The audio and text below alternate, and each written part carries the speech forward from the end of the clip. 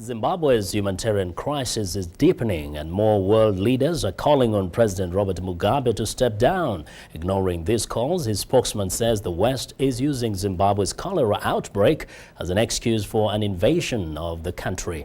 But it's not just the West that wants Mugabe out. Botswana and Kenya also say it's time for Mr. Mugabe to go. VOA's Chris Simpkins has more.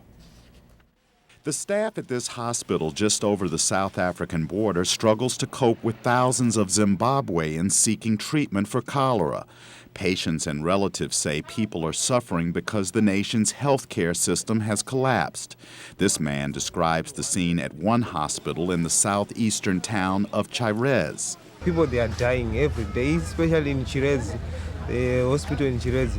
The day we departed there, about 362 people were reported to be dead because of cholera.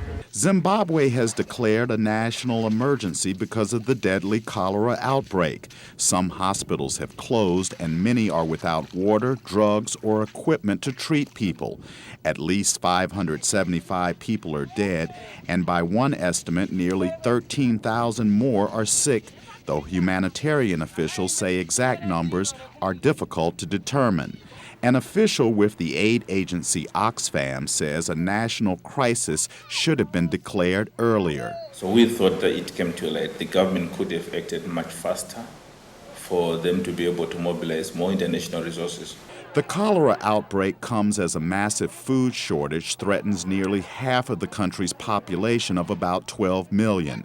Jennifer Parmalee is with the UN World Food Program. Thousands of families are already resorting to desperation measures such as searching for wild roots to feed their families, skipping meals, skipping whole days without eating. The UN World Food Program says it needs $140 million by January to feed hungry Zimbabweans over the next several months until the country's harvest in April.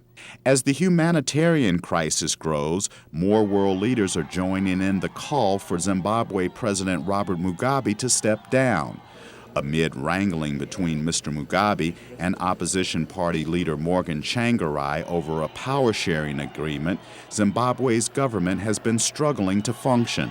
The Mugabe government blames the country's problems on Western sanctions. Jennifer Cook, director of the Africa program at the Center for Strategic and International Studies in Washington, says more pressure should be put on President Mugabe to implement the deal he agreed to in September. The key is getting African leaders and African leadership, senior people like Raila Odinga in Kenya or President Wade in Senegal.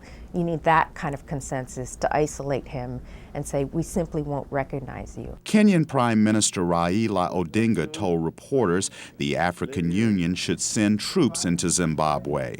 If no troops are available, then the AU must allow the UN to send its forces into Zimbabwe with immediate effect to take over control of the country and ensure urgent humanitarian assistance to the people dying of cholera and starvation.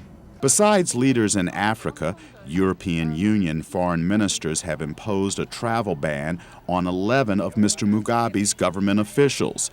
The ministers threaten even tougher sanctions unless President Mugabe gives up power. Chris Simpkins, VOA News, Washington. Well, what do you think of the stories we have here on In Focus? We want to hear from you. Send us an email at africatv@voanews.com. Perhaps you'll see your response on one of our shows. We'll try to get to our mailbag shortly. First, news.